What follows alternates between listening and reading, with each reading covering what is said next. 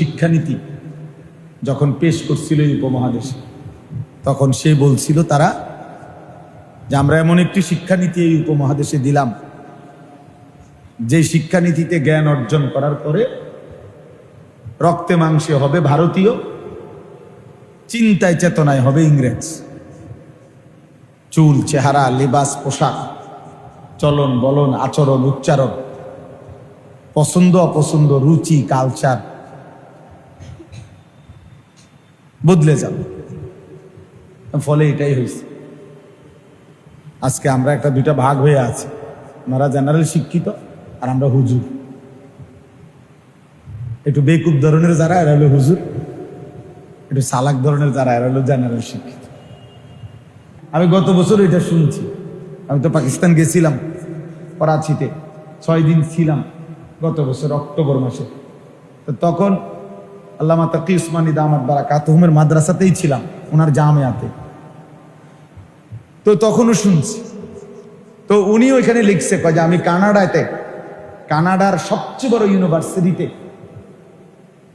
গেছি এবং সেখানে দেখছি ইসলামিক স্টাডিজ আলাদা ডিপার্টমেন্ট আছে।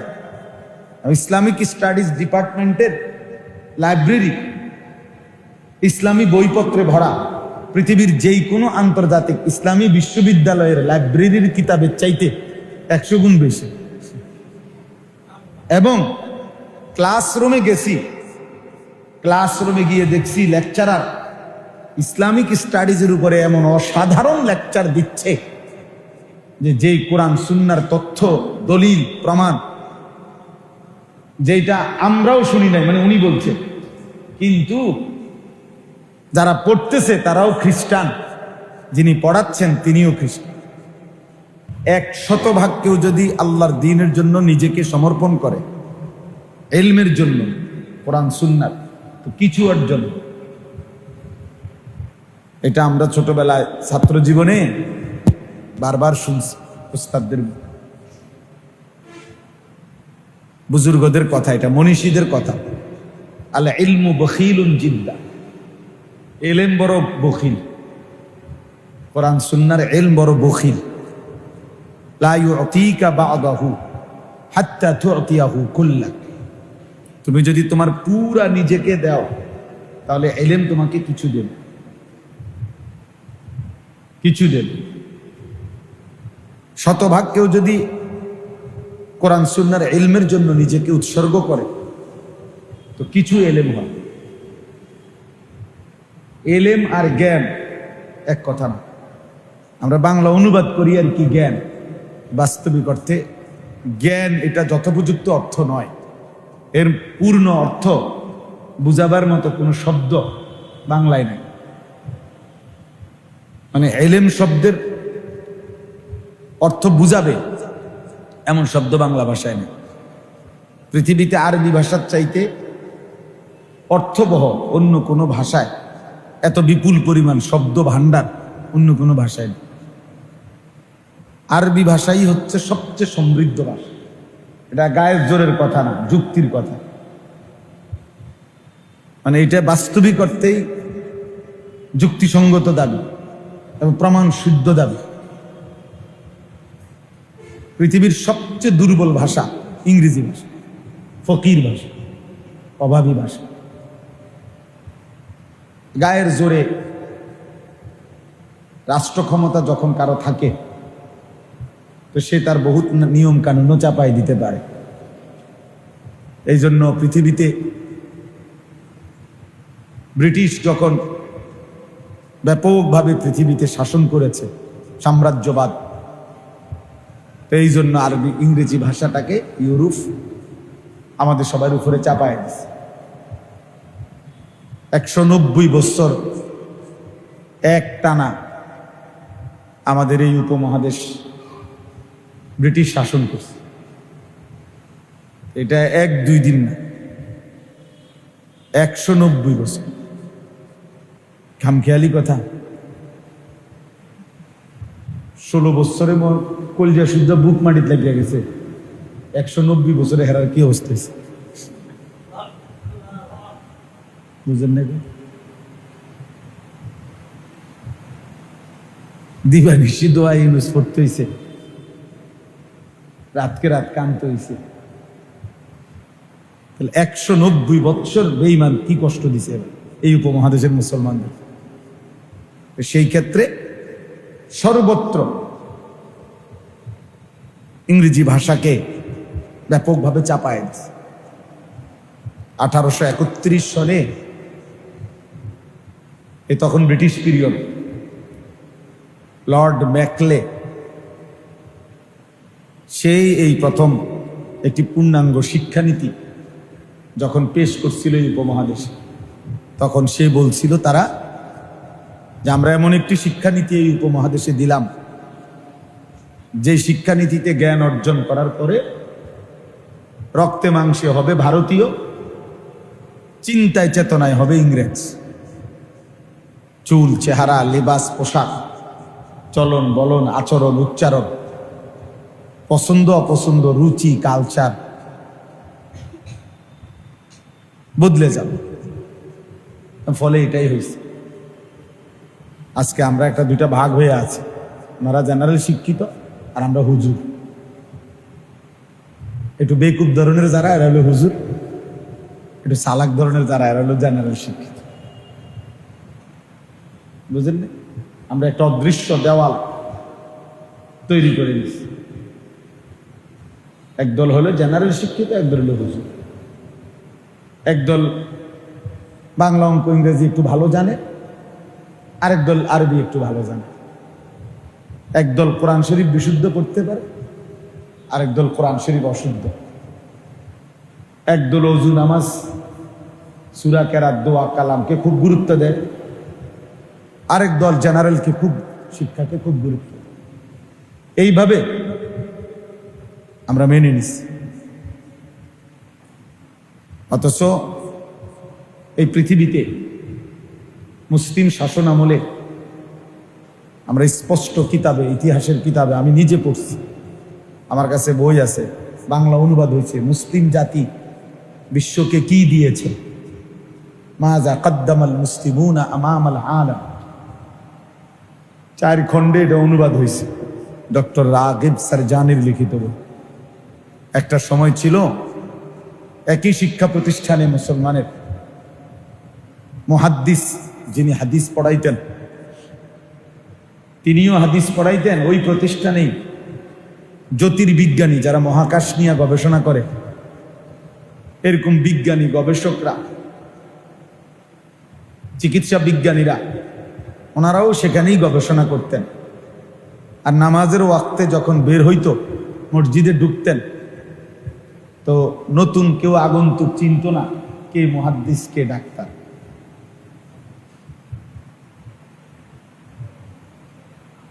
কে ফকি আর কে বিজ্ঞানী, আলাদা কি হইতো না, চিনত না। অর্থাৎ লেবাস, পোশাক, চুল, চেহারা, চিন্তা চেতনায় বরাবর ছিল। বিষয় ভিন্ন হইতে পারে, সবাই একটা নিয়ে পড়ে থাকলে তো হবে, এটা সবাই তো যুক্তির কথাই, এটা হবেও না। নাহনু কাসামনা বাইনাহুম মাঈশাতাহুম ফিল হায়াতিদ দুনিয়া। কোরআনে আল্লাহ তাআলা বলছেন, আমি আল্লাহ, আমি নিজেই আমার বান্দাদের মাঝে এই পৃথিবীতে উপার্জনের একাধিক মাধ্যম, মাঈশাত, আমি বন্টন করে থাকি। আল্লাহ বলেন এটা আমি বন্টন করি। অতএব এই যে বিভিন্ন জন বিভিন্ন পেশায় আস্তে আস্তে ঢুকে যায়, আল্লাহ বলেন এটা আমার বন্টন। আমার দুনিয়া চালাইবার জন্য আমি আল্লাহই আমার বান্দাদের দিলে, এক একজনের অন্তরে এক এক কাজের প্রতি আমি আল্লাহই আগ্রহ তৈরি করে দিই।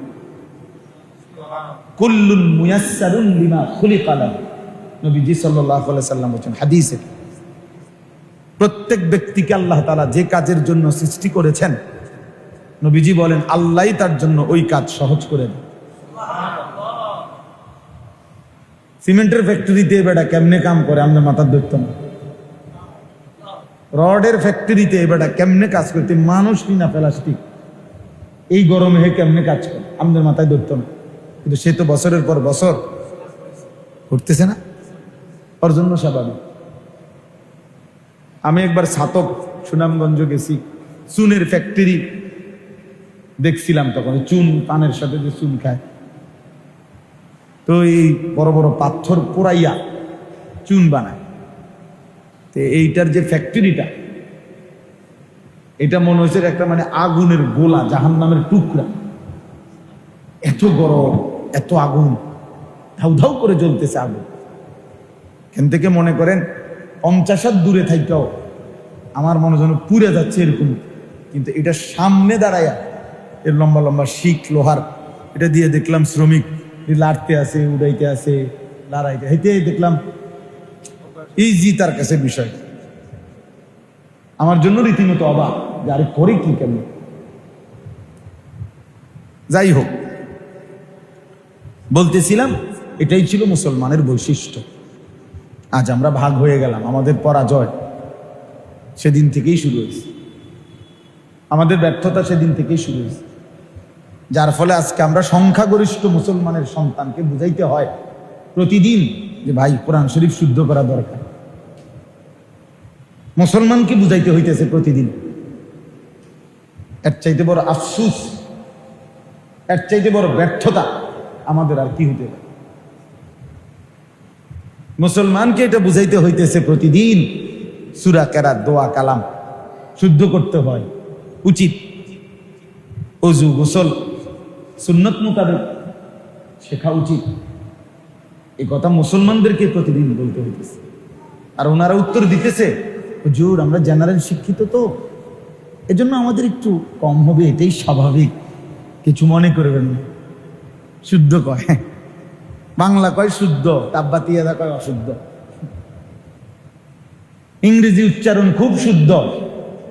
কুল হুয়াল্লাহু আহাদ সূরা আমরা নুরানির মক্তবের বাচ্চা শুনলে হাসতে হাসতে গড়াইয়া পড়ে যে ইন্না লিল্লাহ, এগুলো কি কয়, চাচা এটি কি পড়ে। অথচ এটা যে একটা লজ্জা, এইটাও ওনার বিবেকের মধ্যে নাই। এটা যে একটা ব্যর্থতা, এইটাও ওনার বুঝের মধ্যে নেই। দুশ্মন তার ব্রেন এভাবে ধোলাই করে দিছে, কোরআন শরীফ অশুদ্ধ হওয়া যে একটা সমস্যা, এইটাও বুঝে না। অথচ সে মুসলমান। দুশ্মনের সফলতা এটা, আমাদের ব্যর্থতা। আমাদের একটি বড় অংশ জেনারেশন থেকে এটা বুঝাই দিছে কোরআন শরীফ অশুদ্ধ হওয়া ত্রুটি না, কিন্তু ইংরেজি উচ্চারণ অশুদ্ধ হওয়া ত্রুটি। বাংলা একটা দরখাস্ত ভুল হওয়া এটা ত্রুটি। 1000 বার আমরা মাইপা লিখছি যে বরাবরের তলে একটু ডান দিকে বরাবর। প্রধান শিক্ষক মহোদয় এটা মনে যেন সুতা দিয়ে মাইপা লিখছি আমরা।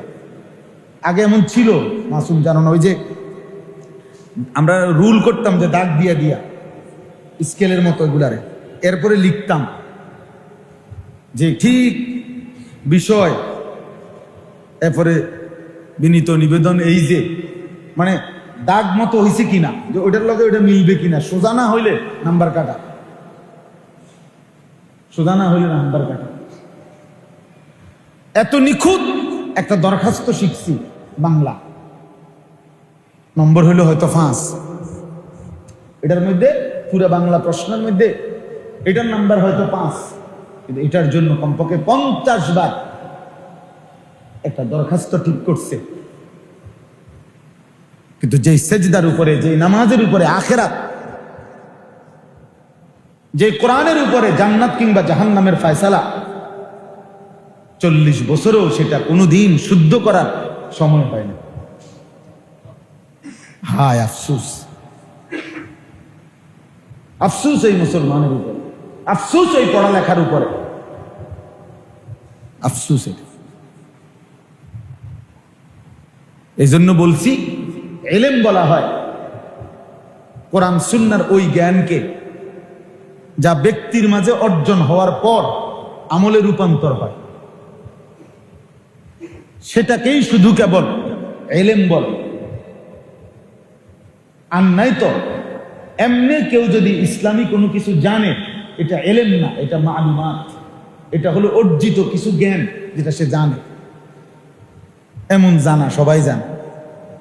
এমন জানা, অনেকেই জানে, এমন জানা আল্লামা তাকি উসমানী দামাত বারাকাতুহুম, সারা পৃথিবী বিখ্যাত মনীষী। উনি নিজে, ওনার পৃথিবী সফরনামা আছে, উনি যে সারা পৃথিবী সফর করছেন দুনিয়া মেরে আগে। তো বিশ্বজোড়া ওনার সফর, পৃথিবীর প্রায় সকল দেশে, মানে পৃথিবীতে উনি সফর করেন এমন দেশ মনে হয় পৃথিবীতে নাই। আমি গত বছর এটা শুনছি।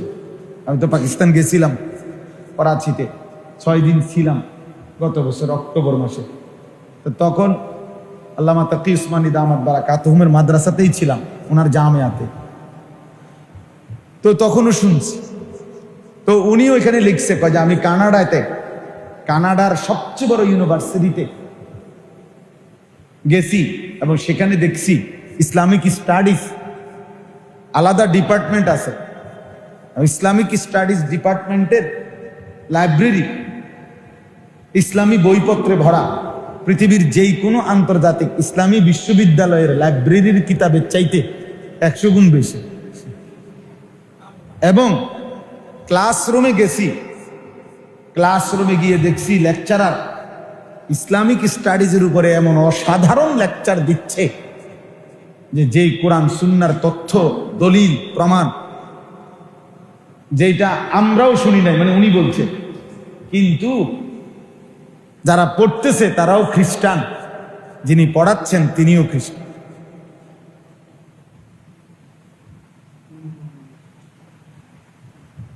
কি বুঝলেন?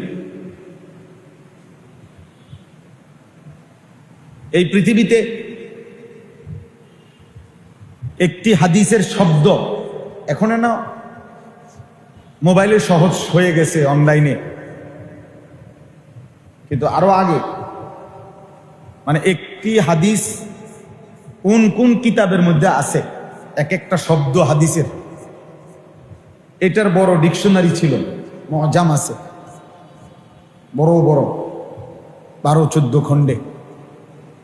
এগুলা যারা লিখছেন, সাজাইছেন, এক একটা হাদিস কত কিতাবের মধ্যে আছে, হাদিসের কোন কোন কিতাবে এই শব্দটা আছে, এটা সবচেয়ে বড় গ্রন্থ যারা রচনা করছেন, যেই পরিষদ, যে বোর্ড, তারা সকলেই খ্রিস্টান। নিজেদের গবেষণার প্রয়োজনে তারা নিজেরা এটা তৈরি করছে। আমার মাদ্রাসাতেও আছে এই কিতাবগুলো। তাইলে প্রিয় ভাই, আমি বুঝাইতে চাচ্ছি কোরআন সুন্নাহর ইলম আর এমনি অর্জিত কিছু জ্ঞান এক কথা না। ইলম তখন হয় যখন তা আমলে রূপান্তর, তখন ওইটারে শুধু বলে ইলম, এটা শুধু জ্ঞান বললে হতো না। এজন্য আমি অনেক সময় বলি যে কোনো স্কুলের বাউন্ডারি ওয়ালে বিদ্যা অর্জন করা প্রত্যেক মুসলমানের উপর ফরজ। নিচে আল হাদিস ওয়াল রাইটিং করছে, অসম্ভব কথা। এটা কেন লিখলেন? কাকে ধোকা দিলেন? কাকে বুঝাইতে চাইলেন? রাসূলুল্লাহ সাল্লাল্লাহু আলাইহি সাল্লামের হাদিসের মাকসাদ এই বিদ্যালয়ে যে নৃত্যকলা, চারুকলা, এই বিদ্যালয়ের মধ্যে যে আর্ট, আঁকা ঝোঁকা, এই বিদ্যালয়ের মধ্যে যে নাচ গান, এই বিদ্যালয়ের মধ্যে যেই বার্ষিক পুরস্কার বিতরণী অনুষ্ঠানে ক্লাস 6, 7, 8 মেয়ে নাচে, এইটা অর্জন করা ফরজ। এটার জন্যই নবীজি এই আল হাদিস বলছে। হ্যাঁ, আপনি এটা কীর্তন লিখছেন, এনে লিখছেন কেন? এটা কি বুঝাইতে চাইছেন? এটা রাসূলুল্লাহ সাল্লাল্লাহু আলাইহি ওয়াসাল্লাম হারাম শিখতে বলছে, নাজায়েজ শিখতে বলছে, শরীয়তে অনুমতি নাই এমন কিছু শিখতে বলছে কেন? নবীজি সাল্লাল্লাহু আলাইহি সাল্লাম যতক্ষণ পর্যন্ত জিব্রাইল রবের নাম বলে নাই, 3 বার বলার পরেও নবী মুহাম্মদ সাল্লাল্লাহু আলাইহি সাল্লাম ওই শব্দটা উচ্চারণ করে নাই।